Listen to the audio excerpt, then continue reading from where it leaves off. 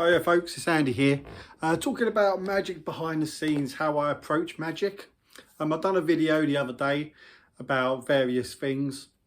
This one I'll be talking about how do I pick out tricks that might be suitable for myself. Now, when it comes to myself, I'm more of a strolling magician, more of a close-up kind of a guy. Of course, you get your stage and parlour acts and illusionists and things like that. And I have done parlour acts in the past and I really love them, to be fair, as well. But I'm more sort of a strolling kind of a guy and I've been doing stuff on Zoom. So how do I pick out effects that are suitable for me? Now, if you've had experience with magic in the past, you know, when it comes to strolling acts, you want things that have very little reset, because the last thing you want is to keep going back and forth to the toilet or to the bar to set up before going to the next spectators or the next group. If I was paying a considerable amount of money for someone, I wouldn't want to see them keep nipping to the toilet, for example. So, for example, the other day, I done a gig down at the pub for 2 hours and didn't have to use the loo once to change. I had everything in my bag, in pockets. That's another thing, pocket management, we'll talk about that in a sec. I had everything in pockets that once I've done what I needed to do after an hour, I'll just go to my bag, ditch off what I was doing and then just grab the next set, boom. You can just do another hour. It takes literally about 5 minutes just to put what you need in your pocket. And that's all it takes. So pocket management. So when it comes to selecting the effects that I want to do, I make sure each of them rolls into the next one quite smoothly. So if I was doing an hour, I have like a watch and I'll set like 30 minutes for each set. So in a set, I normally have 3 to 4 effects, more or less 3 is enough. For example, it could be sponge balls going into, I'm just thinking out loud here, maybe like a coins across going into like an ambitious card. But what I would do is in my pockets in my jacket, I would have each thing. So the sponge balls could be here, the pack of cards could be in the next pocket, and the opener I would just have ready in my hands to do.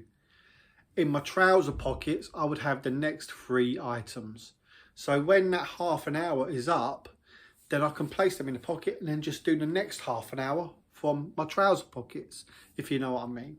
So I always have 1 hour's worth of magic on me for strolling. There's no having to nip to the loo, there's no having to reset. You can sometimes you can reset in front of the people because a lot of them are drinking anyway and they're all having a laugh and a giggle and they're all chatting. A lot of the attention span is not there. I think sometimes as magicians we can overthink this kind of thing. After I've done that hour, I just nip to me little rucksack and I have in the side pockets the next lot. So one side pocket I have what goes in my jacket and in the other side pocket I have what goes in my trousers, and that's another hour. So already I've got 2 hours I don't really have to think about. What I would say though, whatever you choose to do, just make sure you rehearse your arse off with it. Just keep running it every single day before you do your gig, maybe 1 or 2 or 3 times a day. Just keep going over and over and over it. And if you're getting bored doing it, then practice the next set and then practice the following set. But do practice it till it's flawless, that you don't have to think about it. The good thing about that then is that when you're talking to your spectators, you can put all your personality across without having to think about what you're doing. So instead of thinking, oh, I've got to do this, I've got to do this secret move, that secret move, you can spend all your energy having a laugh with the people, because if you're likable, you can probably show them like the crappiest trick. But if you're likable, they'll just like what you're doing. It doesn't matter what you're doing. So how do I pick effects for magic? So like I said, I go for things that are probably angle proof, you know, because people will be surrounding you doing strolling magic. Little reset. I like stuff to be visual. I like the stuff to be snappy. There's nothing worse than, I've seen magicians in the past go up to someone with long openers. I think an opener should be between 30 seconds to 1 minute. And the magic has to happen quite quick. Different magicians approach people different ways. Some people say it's best not to ask people if they want to see magic, because some people might just say no. And this has happened to me in the past. David Stone, this French magician, says what you can do, for example, is pick up a coin, saying, oh, does this belong to anyone? Make the coin vanish. And people are, oh, I've never actually tried that approach too much. I did it with a lighter, and, you know, it's up to you how you approach. But I think the best way is just to go towards a group and just say to them, hiya, I'm sorry to disturb you, because that's what you've done, you're interrupted. Hi, I'm sorry to interrupt you. I'm sorry to disturb you. My name's Andy. I'm doing a little bit of magic. And let me just show you something real quick. Just do something very fast. Try not to ask if they want to see magic. I mean, I have asked in the past. And if people know a magician is at a party, they're more likely to say yeah anyway, because you're there. Another good technique is to lie, right? So you could go up to someone saying, hello, Mr. or Mrs. Booker person, whoever's booked you, has asked me to come over to show you something that they really loved just a minute ago, and then do it. It's a complete lie, but if they think, oh, Bob's your uncle or Fanny's your aunt sent you over, then they kind of have to be obliged to watch what you do. There's a few different techniques to try out there and to see what works for you.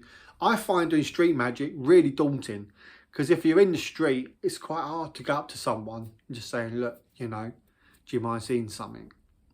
Another technique I found about approaching someone in the street is to say, for example, like I'm working on a project. I'm actually a street magician going around just performing for people. And I was just wondering if you'd be able to help me out in regards to that. It gives you kind of a reason to ask. It's up to you how you approach these things. But how do I pick effects? Sorry, I'm kind of rambling off here. How do I pick effects? So, I've been reading, for example, what one am I just looking at? Mind's Eye by Joel Dickinson and Tricking the Brain. In fact, I've got quite a few of his books I've been looking at this morning. So with every trick, let me just show you this because it's a lot easier to explain. Can you see there's like red writing, a little bit of light blue and black? Okay. So, for example, invisible dice is an awesome trick by Joel Dickinson, and I normally use this after I do invisible deck because it kind of ties in well. Basically what it is, you say, what do I have here? They say it's an invisible dice. You say roll it around, you'll land on a certain number, and whatever number that lands on will have an invisible list. For example, number 1, you think of your favourite film. If you thought of number 2, you think of a name of someone. You thought of number 3, you think of this, 4, that, 5, that, 6, whatever. And then you use the secret to get information and you reveal it. I won't tell you how the trick's done because it is awesome. And if anyone's interested, it's in Mind's Eye by Joel Dickinson. I mean, it's only a little thin booklet, but the stuff in here is great. So the good thing about invisible dice, it's ideal for strolling. I don't have to worry about angles with it. There's no kind of reset to it. If you want, you could even give out a business card from it. It's perfect. It's absolutely perfect. It makes a good opener as well. It is a little bit long for an opener sometimes, but it depends how you sell yourself and how likable you come across. I normally do it as a closer sometimes because it's very strong. So anything with red writing is stuff that I've performed for in the past, and it's stuff that people enjoy, that people love, that it gets the wow factor. The light blue one, it's either stuff that I've really enjoyed learning or like the sound of, or it's stuff that other people have enjoyed. It's one or the other.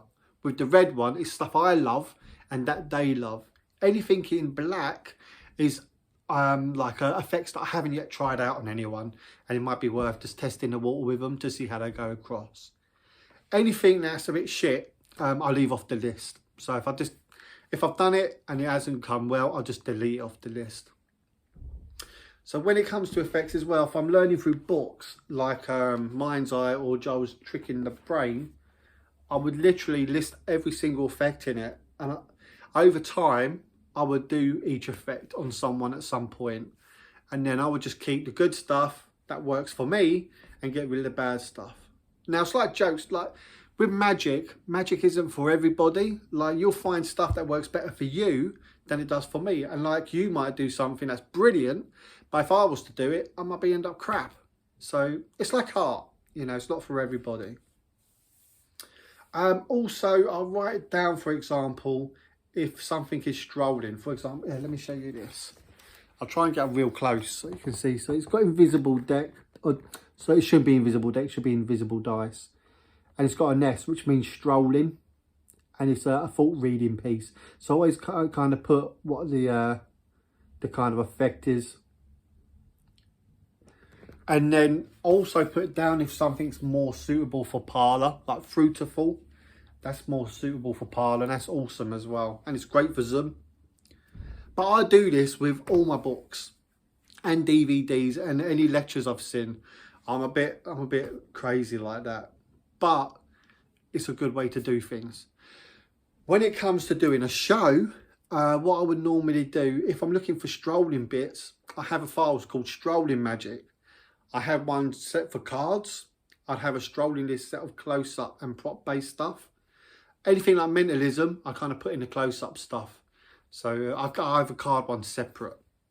Coins and all that all goes in the close-up stuff. I mix up mentalism and I mix up card magic. I mix it all up. Because at the end of the day, you're an entertainer. You're there to entertain people. And that's what matters.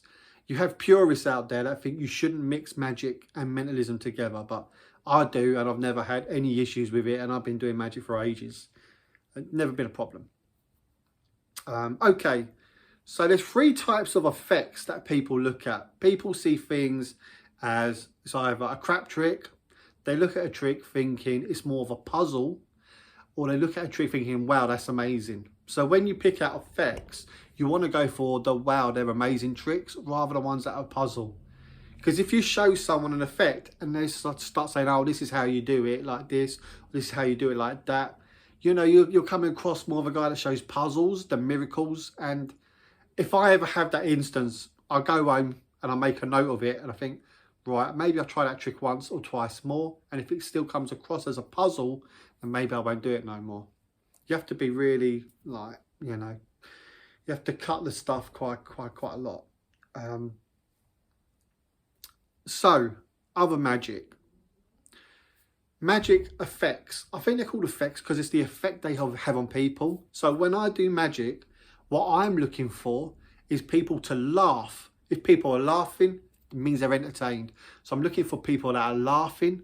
I'm looking for people that are paying attention, watching what you're doing. So Rainbow Cascade by Roy Walton is probably one of my most favourite packet tricks, right? Everyone watches because they see these cards turning up, turning down, and turning colour. It's amazing. And also you're looking for the people to have the oh fuck moments. They're the sorry about my language there, but you do get it in gigs. They're the ones that you want to get. So any effect you show and people doing the OMG sort of thing and freaking out like David Blaine, they're the ones you want to keep in your act. So if you get them, make a massive note of, wow, this is going to be a keeper. And that's why I do Ambitious Card a lot. Because no matter how old it is or how often it gets used by other magicians, people love it. They just love the card popping up to the top. Absolutely love it. Especially with the Omni deck as well. It's a keeper, I'm telling you. But definitely, they're the 3 things to watch out for. Tricks that make people laugh, that make people pay attention, and for people to freak out. If I don't get any sort of response on a trick, I'll probably start thinking about if it needs to be kept in the act. And you want to find those tricks that have the wow factor. Anything seen as a puzzle or a shit trick, you might need to rethink it through.